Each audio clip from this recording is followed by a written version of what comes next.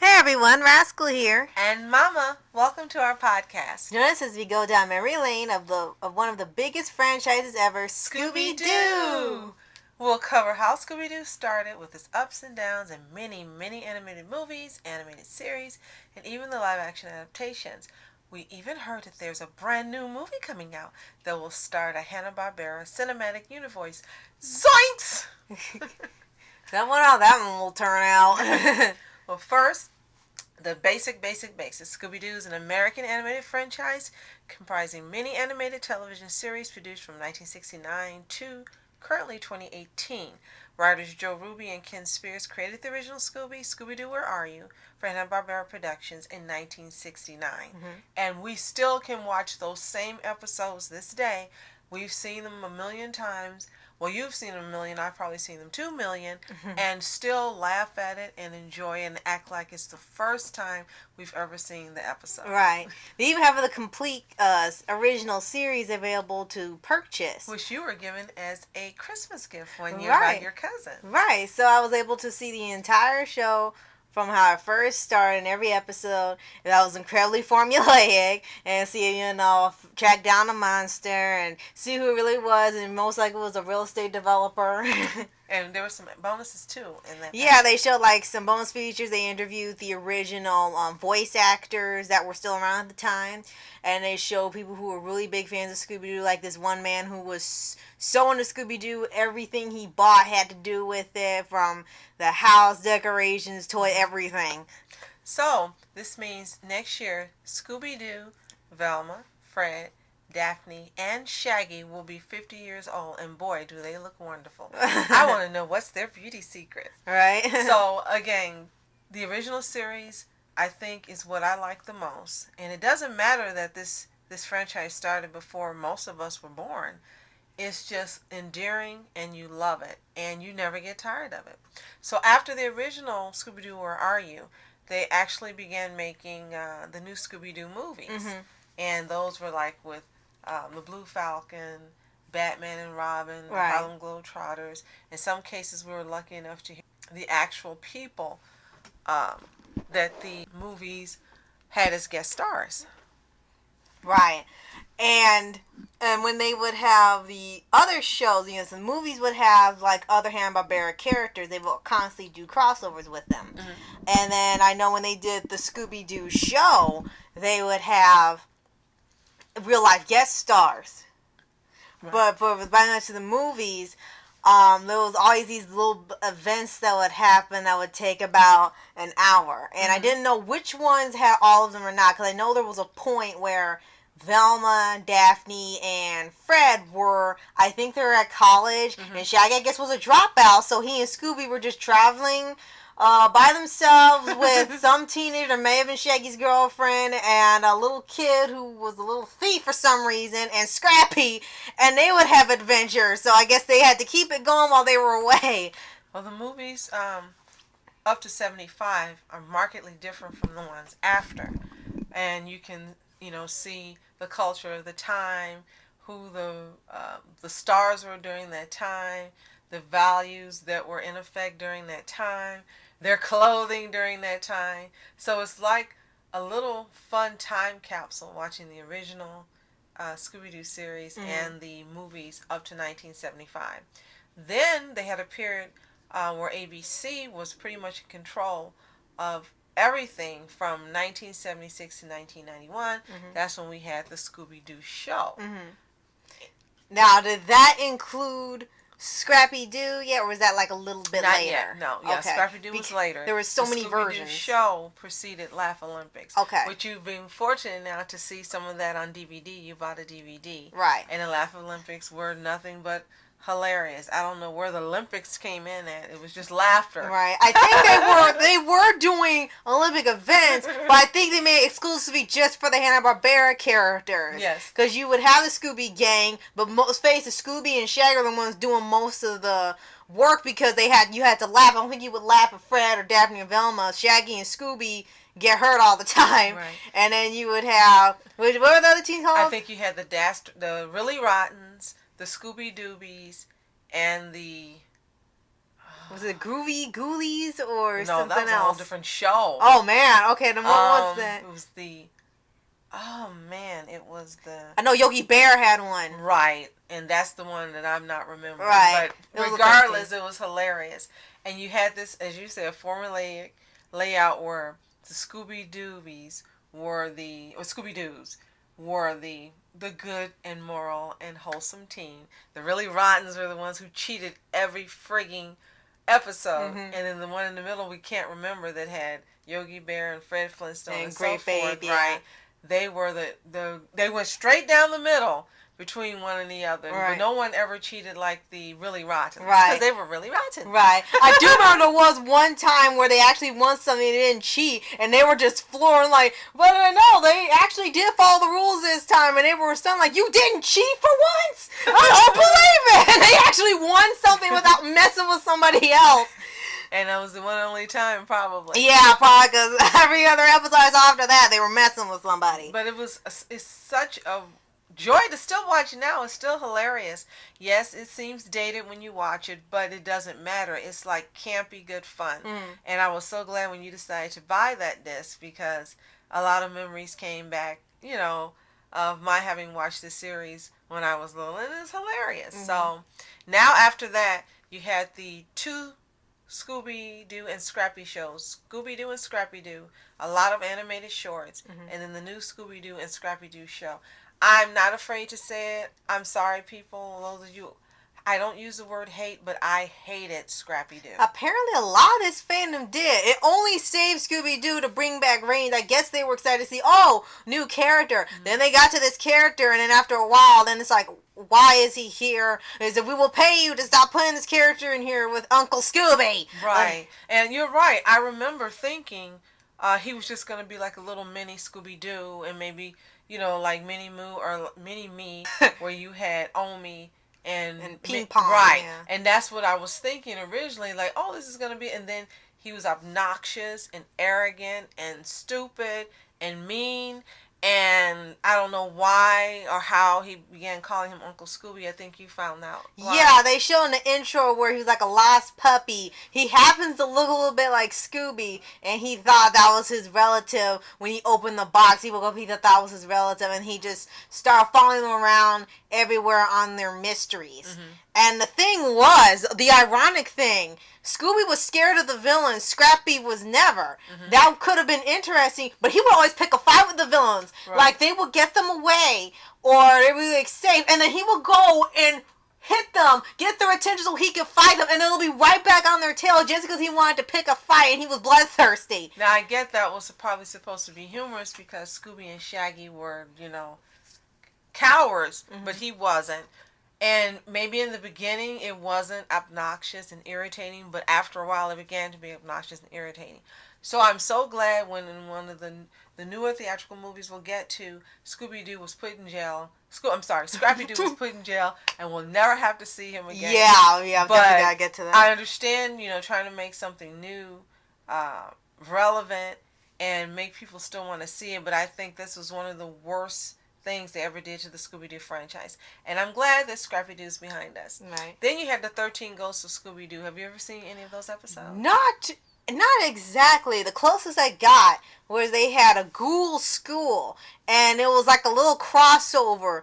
It was like pre-Monster High, but it was only little bitty kids of the monsters, and they looked like they were about in grade school instead of high school. They had these called the Boo Brothers, which were just Ghostbusters, but they were actually ghosts, and they would help get rid of ghosts that were pestering people in the house, but they were pests as well, so I guess they knew how to handle them, and they would always scare Scooby and Shaggy because they loved to just torment them and scare them and just like seeing them run, which they actually reference later in OKKO. And that was pretty much the basis of 13 Ghosts, and they had to help them catch 13 ghosts that were haunting I don't know if they're haunting a city or this was like different parts of the globe. That's the only thing I'm not sure of. I think that was a shout out to the movie with Michael J. Fox. It was called 13 Ghosts, if I'm not mistaken. And in it, he had two ghosts that helped him to find hauntings and different things. They were actual ghosts, so they were his assistants until these two malevolent ghosts came. It was a girlfriend and boyfriend, and they actually were psychopathic serial killers who were dead, and I won't give away the movie if you've never seen it. Somehow they were brought back to life, and then they bothered his ghost, and he really had to find a way to get rid of them. And then on their trek, their goal was to do 13 killings. Mm-hmm. So I know that that's a pretty dark and creepy movie premise to make the 13 Ghosts of Scooby Doo based on, but I clearly see the connection. But they put a more kid friendly spin on it. And then you had a pup named Scooby Doo. Right. And this was during, I do remember that show actually coming on Boomerang when I was little. And this was during a phase when the company was in a little trouble. So they started to redo all the shows and make all the adult characters little kids so it would appeal to little kids watching it that were a next generation. And they had Pup Named Scooby Doo, Tom and Jerry Kids, the Flintstone Kids, the Muppet Babies. Everyone was a kid. Yo Yogi, who was a hip teenager solving mysteries like no one thought that was good. I remember those days, and no, I never watched Yo Yogi. No. While the theme song to Pup Named Scooby Doo was catchy, I did like that. Looking back on it, it was unnecessary. It was just the same exact story. But Scooby-Doo presented in a new format, and I watched it. They were just kids. I think the funniest part of it was Velma's glasses, but I liked it. They had a tree house, which I guess was their base. Right. Scooby still ate Scooby snacks, and they all still sound pretty old to be kids. But that's okay. Except, you didn't notice being a kid. Right. A few of them actually were little kids doing the voices. But the one thing they kind of changed up was there was a bully that constantly messed with them and kind of interfere with their mystery solving. And then another thing was if Scooby wouldn't want to do anything, they wouldn't just give him Scooby snacks. Daphne would always call her dad, which owned the place that make the Scooby snacks, and he would offer like, oh, how many box Scooby snacks you want? They would offer like a ton, like giant crates full before he would actually do anything. So I guess Scooby mellowed out as he got older, so now it only takes one Scooby snack to get him to do anything. Or you can look at, he was smarter as a pup because he wouldn't take one or two snacks. I would have asked for a whole box of snacks every time, not for one or two. A whole box? Like, okay, 3 boxes. Okay. You're like, man, he ate more as a puppy than he does now. Now, going from 1987 to the present, so we're backtracking a little bit, you had TV movies, reruns, like you mentioned, Boomerang, and direct-to-video films, and they've just had a whole bunch of those. And if I'm not mistaken, and someone can correct me, I think this franchise is the most successful at having straight-to-video movies and episodes that sell and do well. And this has happened for decades. Yeah, and they're still doing this now and getting more elaborate with the situations and real-life guest stars like John Cena and Bobby Flay and all these people coming together to do Scooby-Doo. Yes, I love that WWF one with The Miz and John Cena. Right, they did 2 of those, And we gotta mention the most successful direct-to-video ones would be the period they did after Scooby-Doo on Zombie Island, which took it to a darker turn, and it was the first time they changed the concept where they actually were fighting monsters, and they were terrified. And this was actually brought them so much ratings because for once the monsters were real. It wasn't someone in a costume. It wasn't real estate developer. They would try to take off the mask and it wouldn't come off. It was real monsters, real ghosts, real zombies, real terror coming after them, and that brought something new to the table for the next couple movies. They fought zombies, aliens, witches, ghosts, witches, and virus. Yeah, so, and for a while that really did well. Unfortunately, they didn't stick with it. Right. Then they ventured into theatrical films. Now, they had 2 groups. They had one group that starred some younger adults. I don't think any of them were teens. One was like Robbie and Mel, and I don't remember the rest of the characters. And I remember Matthew Lillard actually played Shaggy in one live action. In one of the sets. Right. But this consisted of these 4 teens in an actual high school with Scooby Doo. And the first one, they actually solved a mystery. The second one became some type of romance film, which was just so bad we didn't even finish it. Then you get to the theatrical ones that actually went to the cinema, and those starred Freddie Prinze Jr., Michelle Gellar, Matthew Lillard, and Linda Cardellini. She does Wendy's voice on Gravity Falls. With Frank Walker Ever as Scooby Doo. And personally, we loved both of those. We liked them. We know they were not commercially successful in the sense of what they liked, but we actually own them and like both of them. Right. And I wish they had done more of those, but I guess because they weren't well received, they stopped. What we loved in the first one, really, they should have done, and it was just a totally missed opportunity. At the end of the movie, you saw this animated intro that we were like, why didn't they put this at the beginning of the movie? Right, the intro? They took it out. Right, and that would have been just a perfect intro leading up to the movie that would have just bridged the gap and made it even more enjoyable. Right, because the movie just starts all of a sudden. Right. With that intro, you got to see what they look animated, and then it crossed over live action. That made much more sense. Right, but we still both love the theatrical movies, and we hope at some point they'll decide to make more. Then you get out into What's New Scooby Doo, and Shaggy and Scooby Doo get a clue. Right. They were not that successful either. Well, What's New Scooby Doo was popular for a little bit. It still stayed true to the original concept. Right. There's new animation, new adventures, just a little more formulaic than usual. And it's my second favorite theme song because, of course, the original theme song is the best. Everyone of every age knows the original Scooby Doo song. But I did like the theme for What's New Scooby Doo because that's in my head as well. It's real catchy, real fun, really popsy. Really more like a pop song. Right. And I think whomever they did the writing for that was a win. Because to me, that's the most memorable part of What's New Scooby Doo is the actual song. Right. But I did like it. Yeah, but me too. And how about Shaggy and Scooby Doo again? Now that I never watched. I've heard about it, and it was like it was considered one of the worst sequels. They didn't have the Scooby Gang. It was Shaggy. For some reason, he had a rich uncle, and so he wouldn't slack off. He had him live in his mansion, and he could work for him for the summer. And it was just Scooby and Shaggy. No one else was involved. And they would solve the mysteries themselves and protect the mansion. But all they would do most of the time was eat. Right. That's all they did. They didn't do anything but eat and eat and eat. But since they were in a mansion, they would never run out of food. So they just ate till they almost exploded. And that was the whole show. There was nothing similar to the original concept. And people could stand. This was right before Cartoon Network thought that cartoons were going to be faded out, and they went to live action. So this was one of the last shows they had before they switched formats. I think this is an incidence of what happens when you take part of what makes a show successful and you think this one element is going to be the big thing, or this is what people like the most. And unfortunately, we see that happen a lot. Every element of Scooby-Doo, each one of the characters, plus Scooby-Doo, plus the arc, is what made the show work. And taking Scooby and Shaggy out, it was an overkill of just, like you said, seeing them eat and eat and eat and be cowards and act silly, and it was just too much. You still love Scooby-Doo, but you just did not like this version.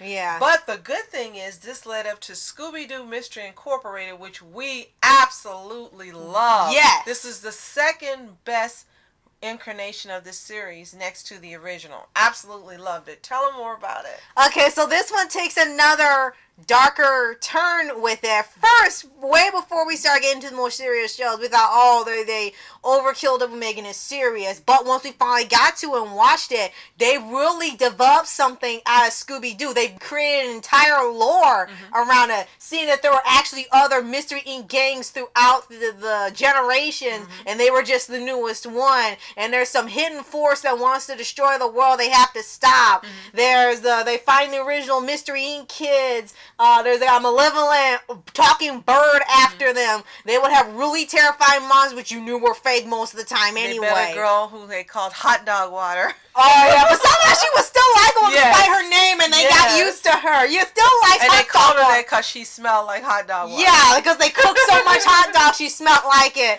And she was just as smart as Velma. Yes. So first she was a rival, then she became a closer friend. Right. And like the intro was really great for this one. It was very memorable, and the music was great. There were no lyrics, but the intro and the music for this were very great. Right. And the entire series was awesome from beginning to end. There wasn't a a dull moment. There wasn't an episode that I didn't like. There was one that you didn't like, but there wasn't an episode that I didn't like. Yeah, the only one I didn't like, they had one where they had a monster biker gang, but they were so cool.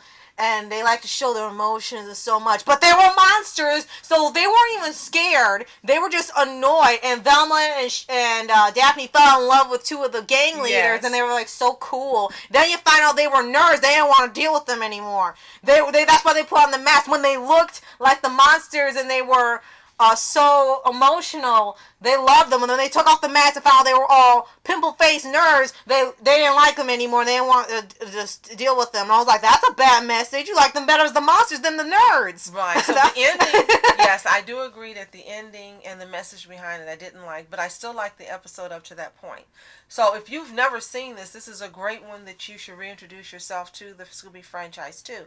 Now, unfortunately, this terrific and wonderful, brilliant and beautiful incarnation led up to one of the worst incarnations ever in terms of animation. Be Cool, Scooby Doo. Oh, it was so, the way it looked was so disturbing and just so, I just didn't even want to look at it. It looked like they had Seth MacFarlane do a Scooby-Doo skit and that never ends. It looks like he just drew everything and like this is one long scene and you're expecting to go with the Family Guy and the skit never ends.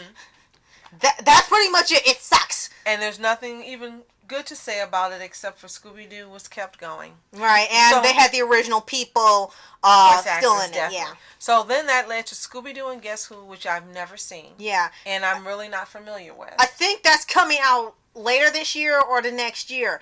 It's like the format of the original show where every episode there's going to be a celebrity guest star helping them solve a mystery, like Mark Hamill and some other people. They only listed a few, but they're going to have a guest star every episode, like they haven't done that already, and they help solve a mystery. Yeah, what works. If it's not broken, don't fix it. So I'm so glad they're going back to what works. Right. And then we have the direct-to-video episodes, which they've had a lot of those since then. Yeah. And again, it works. They're priced reasonably. They're priced like under $10. Some can be as cheap as $5. Right, or you get a pack of episodes. And you also get some bonuses within that disc. And it makes it worth it. And again, it's really keeping the franchise going. And then the piece de resistance, Scooby Natural! Their appearance on Supernatural, which is my best favorite episode of Scooby-Doo and Supernatural meshed together ever. And you've seen our podcast on this, so we'll try not to delve into that too much. Right. But this consisted of the Scooby Gang making a guest appearance on Scooby Natural as their animated selves, the original animation, and Dean and Sam Winchester end up going into their world. Hilarious, brilliant, intelligent, funny, and as Rascal says, there weren't cancers anymore. Yeah, we'll let you know now if you haven't seen the Scooby Natural podcast. The episode is darker because Supernatural does have some blood in it. So they actually did show a bit of death in it, and it was a shock for the Scooby-Doo world so much that they were terrified. Not the Scooby Gang, Sam and Dean. Right. They were like, wait, you can't die in the Scooby world. And Dean was so protective of Scooby-Doo. He said he'd take a bullet for that dog, and he kept trying to hit on Daphne. It was just brilliant, and I really, really hope that they bring them back again season 14 for another appearance. It would be wonderful if every single season of Supernatural that's left, the Scooby Gang made an appearance. Yes. I would love it, and they would remember them, and then they could pick up where they left off and do something different.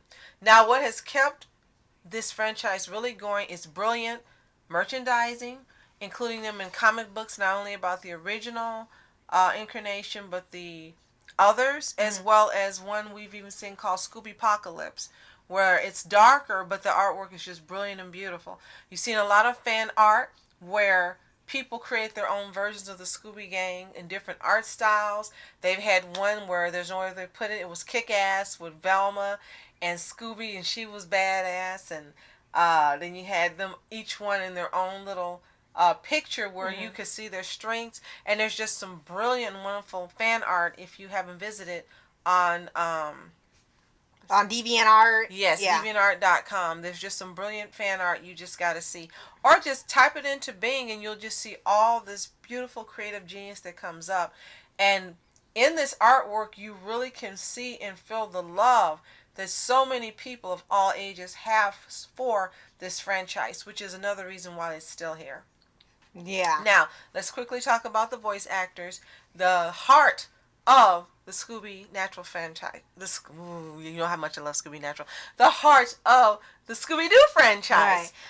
Right. Number one, of course, is Frank Welker, who is the eternal teenager who still sounds like a teenage boy, and he's almost 80. We love you, Frank Welker, and you're perfect Scooby-Doo. Yes.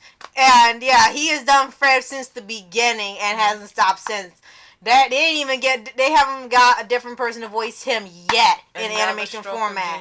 And knowing again, when it's not broken, don't fix it. Now, he did replace Don Messick, who was the original Scooby-Doo, and he passed on a long time ago. Right. Casey Kasem, unfortunately, passed away, too, and he was replaced by Matthew Lillard because people really did like him in the live-action Scooby-Doo, and they thought he was, like, a great Shaggy. Definitely. Absolutely.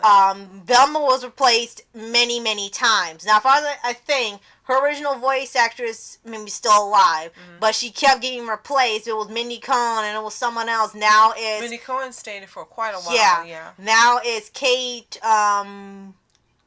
Michucci, yeah, who also does Webby on DuckTales. And we love her. And the original Daphne recently passed away. Yeah, she passed away like last year, and they were really heartbroken about it. And she's now voiced by Greg Griffin, who's taken over for a long time. She's very brilliant at it. She's great at it. So all these voice actors have helped to make this franchise again endeared and loved, and they've been really great about casting voice actors that embody the character themselves. You're not listening to them going, oh my gosh, why is this person doing it? Right. You're listening to it and you're like, this is incredible, this is great, I love them, perfect casting. And we still feel the same way about the theatrical or cinematic versions, as we mentioned.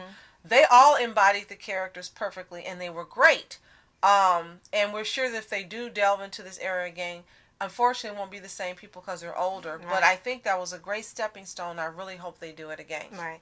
And the last thing that comes out recently, besides the theatrical anime movie titled Scoob, which will start a Hanna-Barbera universe for the theaters, they also have a sort of new origin story of Mystery Incorporated. They have done a Daphne and Velma movie, live action, direct to DVD, and it shows how they started Mystery Incorporated rather than all of them coming together and meeting, and they have the same passion for mysteries.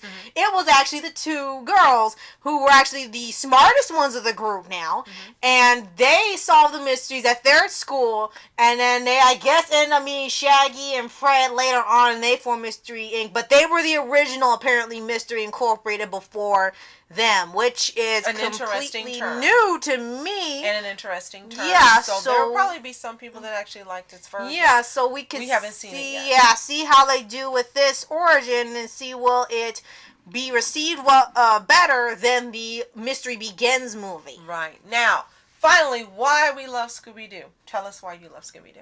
It's just fun. Every version they've done, even when they got to the dark versions like Mystery Incorporated and the Zombie Island where all the monsters were real, they still kept it fun. And kids could still watch it no matter how far it went into the scary or the funny or the creepy or the sciencey stuff. No matter what. They've done everything all over the world, around the country, every state. They've been to Comic-Con, they've been to the moon, they've been to other planets, they've been to other dimensions. They met everybody, they've done everything. It's like up to a point where what's left for Scooby-Doo? Apparently a lot, because they're still making movies. Until they pretty much been on every point in the planet, I think Scooby-Doo's still gonna be solving mysteries. They should be like having gold medals from everybody in the show. Scooby-Doo is the Barbie of comic books and animation. What I love about Scooby-Doo is when I think about from 1969 to 2018 now, every generation and every kid that has lived from then to now can say Scooby-Doo is my childhood, because there's always been some version around to keep the franchise going and keep these characters you love going. I love the innocence. I love that there were values not only in the original but even now. They've got values that come through in the series. And you see the love between the characters. Even when you've had versions where they've fallen out of friendship, they always realize they need each other, they love each other, and they fall back into friendship. I love, as you said, how a lot of it was campy, how they've had some versions that were, just real, and how they are flexible and adaptable with this franchise, and they have made it fit into every decade that it's appeared in. Most of all, I love that they have kept Frank Walker, the original, as you said, Fred, and who does Scooby Doo now, and that they haven't replaced him. And I hope they never replaced him. I hope this is his lifelong job and he never leaves. I also love how there are other people who love this franchise so, like Matthew Lillard and Kate Micucci and Mindy Cohn and many others who came along, and that love came through in their performance of the voice actor. I just love Scooby Doo. Yes, Scooby Doo is my childhood, and I don't think I'll ever forget Scooby Doo. And I hope that even when I'm 80 and 90, they have found a way to keep this franchise going and make it new and fresh, and someone knows the love that we all have for this franchising group, and for mainly Scooby Doo. We don't love them with the love of Dean Winchester, but we just about are close to that love for Scooby Doo. Oh God, I gotta mention one last thing. Even with the 50-year ship tease of Fred and Daphne, you're still waiting for them to get together. Right. It's like, you're still waiting for that to happen. It's like, you thought Starco was torture. This is madness. The original Starco. So, with that, thank you so much for joining us for this trip down Scooby-Doo memory lane. Let us know what you love about Scooby-Doo, why you love this franchise, and what it meant for you in your childhood in the comments. And even let us know what incarnations you liked, or the animated or live-action movies as well. Yes. So, I'm Asker Entertainment. And I'm Mama Entertainment. Have a toontastic day. Peace. And Scooby-Doo! Where are you? Over there! Yeehaw!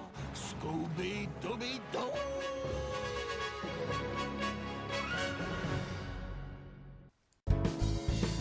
And reporters sitting flashing lights, trying to walk around, man, who the hell are you? What you wanna do? Well, man, it's on you. Man, it's on you. Hit her in my dreams, she was my queen. A castle in the mountaintops, rivers and streams. Plucking sunlight from the sky in my pocket, give it to you later on in the form of a locket.